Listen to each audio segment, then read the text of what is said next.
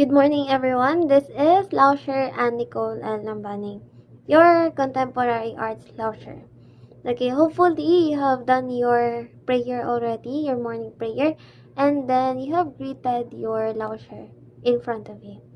Okay, everyone, let's proceed to today's lesson, and that is Gamaba, or Gamaba stands for Gawad sa Manlilika ng Bayan.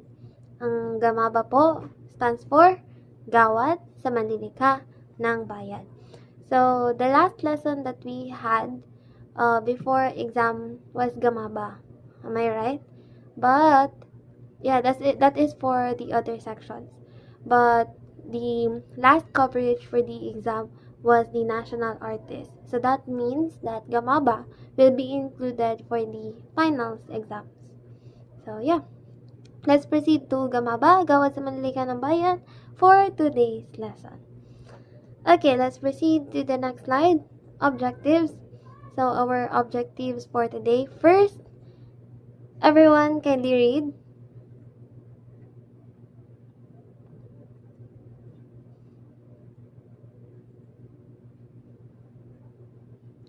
Okay, so those are the three objectives that we will have for today's contemporary arts about Gamaba or Gawad sa Manlilika ng Bayan. Okay, before we start our lesson, let us watch this short video introduction about Gamaba.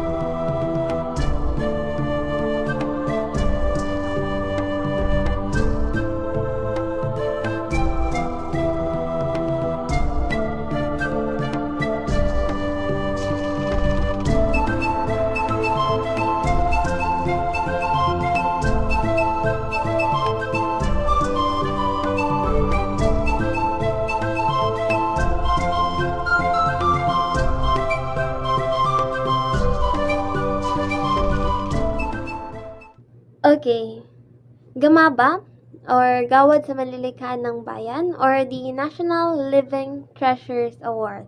Yung Living Treasures man, ibig sabihin buhi pa sila. Yeah, buhi sila nga tao. Yeah, tao ang ginawardan. So, pag if you are awarded with Gamaba, you're also considered as a national living treasure in the Philippines. Yeah, from the Philippines. Yeah. So, the Gawad sa Manlika ng Bayan or the National Living Treasures Award was institutionalized through the Republic Act number 7355. Again, Republic Act number 7355 was the one who institutionalized o ang nag-take effect, ang rason niya nung nag-take effect ang Gamaba or ang Gawad sa Manlika ng Bayan.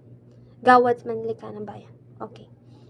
So, the decision-making body or the one who decides for the person who deserves to have the Gawad sa Manlika ng Bayan or Gamaba are the National Commission for Culture and the Arts, ang NCCA, and then, yeah, they are the highest policy-making and coordinating body for culture and the arts of the state.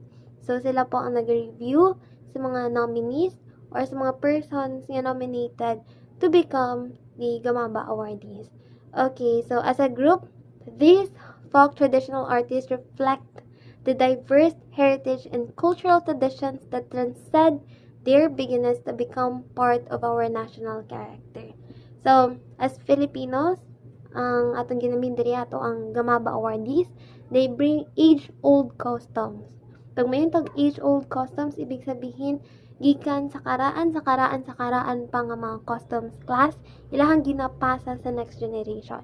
Ingana ang effect sa mga Gamaba awardees. So, their age-old customs, crafts, and ways of living to the attention and appreciation of Filipino life. So, class, these Gamaba awardees that we have, or at ang ato ang mga Gawad sa Manlika ng Bayan awardees, they reflect the Filipino customs, beliefs, and traditions that we have even from before. So, karaan sa karaan pa, ilahang napasa hantod karon ug makita nato sa ilaha. Yes, so they provide us with vision of ourselves and of our nation. Sila po ang atong patunay nga class. We have patriotism, we have the nationality of a Filipino, and buhay pa po ang kultura ng Pilipinas. Hindi pa po siya tainted ng mga mananakop ng mga Espanyol, Amerikano, Hapon, and whatnot. Okay. We still have our Filipino identity. And they reflect our vision that we may be able to realize someday that once we are given the opportunity to be true to ourselves, as these artists have remained truthful to their art.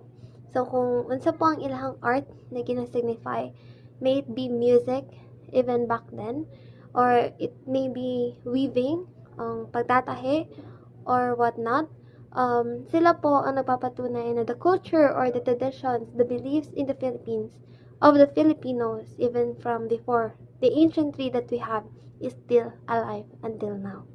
So yeah, yun po ang rason why we have to learn about Gamaba awardees. So yeah, they are the living treasures of the Philippines. Gamaba awardees. Okay, next slide. So, Gamaba, as envisioned under the 7 RA or Republic Act number 7355, Manlilika ng Bayan, shall mean a citizen engaged in any traditional art uniquely Filipino whose distinctive skills have reached such a high level of technical and artistic excellence. Ibig sabihin po, class, they are Filipino citizens who have a skill for traditional art po. Ibig sabihin, traditional. Gikan sa Pilipinas, nagsugod sa Pilipinas, and yeah, gina-practice sa Pilipinas. So yeah, they practice traditional art. Traditional Filipino arts. So yun po yung mga Gamaba awardees natin. And again, it was highlighted in the PPT. High level, they have high level of technical and artistic excellence. So class, dili lang sila nag-start lang og kanang basic nga ukulele or whatnot. Sila po ang kabalo mismo kay sila ang highly technical or artistic nga mga awardees nato. Yeah. Ito ang mga traditional artists sa Pilipinas. Atong mga Gamaba awardees. And have been passed on to a widely practiced by the present generation The same thing with national artist class. Ginapasa siya sa next generation. Kaya dapat, dili mamatay ang atong culture. Dili mamatay atong tradition. Dapat mapasa siya sa next generation. That is also the purpose of being a Gamaba awardee. Ibig sabihin, pag na-awardan ka na, ibig sabihin na kay kakayahan nga katoy mo traditional art, mapasa nimo sa next generation. Because the purpose of passing that art is to maintain the life of that art. Napasa siya para mabuhi siya para sa pohon. Yeah. So, in his or her community, with the same degree of technical and artistic competence. So, highlight lang, ginapasa siya sa lain generation, pero dili lang ka ng pahapyaw lang nga pa sa class, kay gitudloan ti ka, okay na. No. Ibig sabihin, gitudlo nimo sa next generation with the same artistic, technical skills. So, kung giunsa nimo kalisod nga pagtuon, gipasa nimo the same way sa imuhang next generation. So, that is a Gamaba awardee. Okay, next slide. We have the insignia. So, ito po ang sign or insignia of the Gawad sa Malilikha ng Bayan, as you can see. So, the logo is a stylized representation of the human form used in a traditional cloth. Okay, yeah, we were talking about traditions, cultures, and beliefs. So, kita naman sa insignia ng Gamaba or Gawad sa Malilikha ng Bayan that tradition is present in the logo. Okay, so below the motif is Manlilikha ng Bayan, written in ancient Filipino script, extensively used throughout the Philippines at the time of Western contact in the 16th century. So, ang mga nakasulat daw diraa, ang meaning ana kay Manlilikha ng Bayan, pero written in ancient Filipino script. Kaya again, ang purpose lagi sa Gamaba or Gawad sa Manlilikha ng Bayan kay mag-preserve og culture, ipasa sa next generation. So, dapat pa-reflect pud siya sa insignia mismo. Okay, so here are the qualifications to become a Gamaba awardee. Okay, so the same thing with national artist, may mga qualifications po tayo bago tanghalin bilang Gamaba awardee. Okay, so Manlilikha ng Bayan.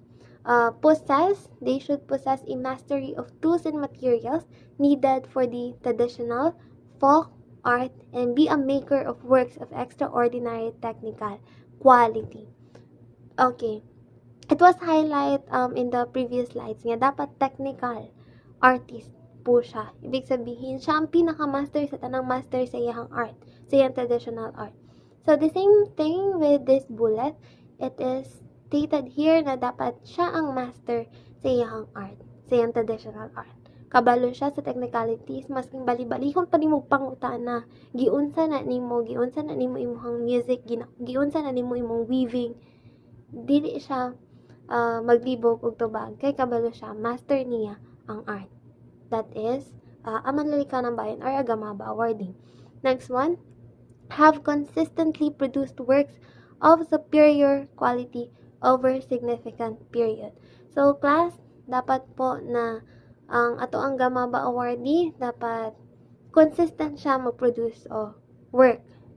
Kung if ever he or she is a Gamaba awardee for weaving, so that means over 50 years po may na-produce siya na product of weaving. So, ganun po. Continuously. Dapat hindi siya nag-stop. And the next one, have engaged in a traditional and folk art which has been in existence and documented for at least 50 years. Like what I've said, dapat continuously po and documented po na 50 years, for 50 years of their existence. Okay? Of their existence na po ang product. Or, if ever man na traditional instrument po ang iyang ginagamit, iyang music nga gina-produce using the traditional instrument is documented as well. So, for 50 years. Dapat po na. So, yeah. Next one, we have a Manlilikha ng Bayan shall have a command respect and inspire admiration of the country with his character and integrity. The same thing with politics class. So, kailangan po natin dito ang taong may values or taong may tamang karakter at integridad. Okay. So, a Gamaba awardee qualification must have a great character and integrity. Yeah. Okay, next bullet, we have must have transferred and or willing to transfer to other members of the community the skills in the traditional and folk arts for which the community has become nationally known. So, dapat po ang ating Gamaba awardee is willing na ituro po the same technicalities that he or she has sa next generation. Kaya again, ang purpose po sa tuang culture or sa tuang art as a Gamaba awardee is para dili siya mamatay.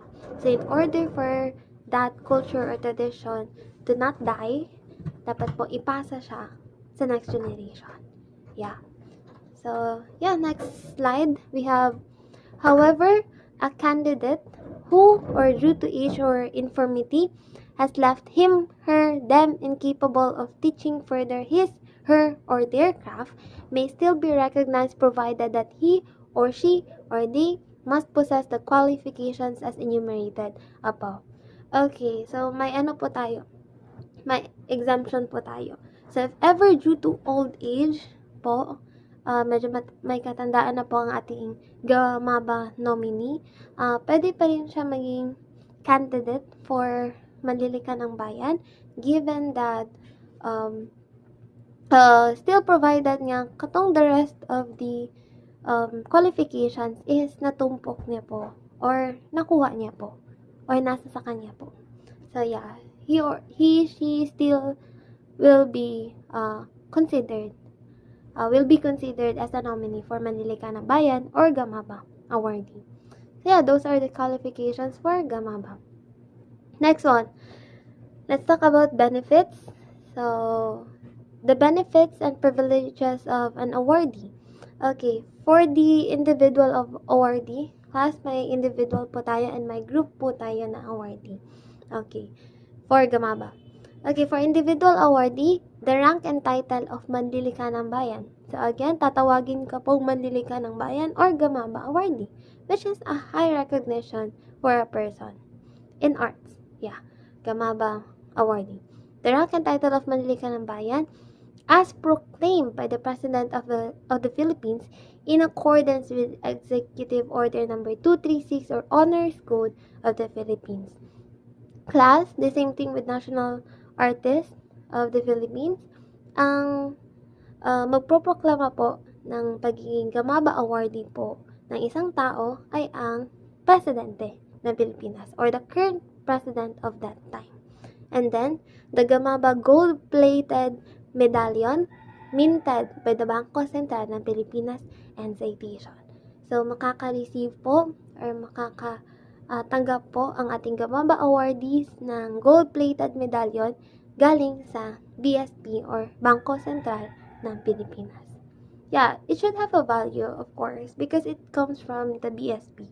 So yeah, pwede po yan ibenta. Pero again, the title of being a Gamaba awardee is already a high honor. So that's it. Next slide. A lifetime emolument and materials and physical benefits comparable in value to those received by the highest officers of the land, such as, okay, so let's talk about money. So, a minimum cash award of 200,000 pesos. So, 200,000 po ang kanilang minimum amount na matatanggap ng ating Gamaba awardees na net of taxes, and a minimum lifetime personal monthly stipend of 50,000 pesos. Yeah, so makakatanggap po sila ng 50,000, 50,000 monthly. And then, a cash for award, the day nga gi-awardan po sila, makadawat sila og 200,000. Then, monthly nila 50,000. Okay, question, enough na ba na class? Okay, I hope you have your opinions about this. But anyway, the medical and hospitalization benefits not exceeding 750,000 per year. Oh, very good. Very good. At least nag-improve na, di ba, class? Compared to our national artists. Yeah. Okay, so those are the money benefits of becoming a Gamaba awardee. Next one. So this is, let's proceed for the group awardees. The rank and title of Manlilikha ng Bayan, as proclaimed by the President of the Philippines in accordance with Executive Order number 236 or Honors of the Philippines. So, yeah, makakatanggap po sila ng, wala pa. Pero yeah, matatanggap po nila ang title or, yeah, ang pagtawag sa kanila bilang Gamaba Awardee or Manlilikha ng Bayan. So, the same thing with national artists. If ever they are invited in a convention or what, or in a symposium, they will call their names, and then after that, our Gamaba awardee, and then name stated. So that's it. The next one, the Gamaba plaque for the group. So there will be a plaque to be given to the group as well. So, kung mga tanong mo kung individual ba sila hatagan o plaque, isa lang po ang ihatag nga plaque para sa ilahan. Yeah. And then next one, a one-time award of 200,000 pesos, net of taxes. So, the same thing with individual group. Ang individual person, the group will also receive 200,000 pesos. And then, the group shall designate its leader, dapat po na ay leader, siya ang representative on behalf of the group. Yeah, kadi man pwedeng itawagon perminti isa-isahon sila. So, dapat na sila leader. Okay. Who will represent and attend events and functions on behalf of the group. The said representative will also have a place of honor in line with protocol precedence in state functions, national commemoration ceremonies, and all other cultural presentations. So, ganyan po ka-importante ang role ni leader. Okay, so that is the introduction for Gamaba awardee. So, I hope everyone na may natunan. So, tomorrow we will proceed to the Gamaba awardees names. But for now, with all of the things that I have talked about, karon, we will measure your intelligence kung nabudod mo natuan. So, we will have our 10-item quiz. Everyone, kindly get a 1/4 sheet of paper, and we'll do our quiz. Okay, Lauscher will present to you our 10-item quiz. Good luck and fighting!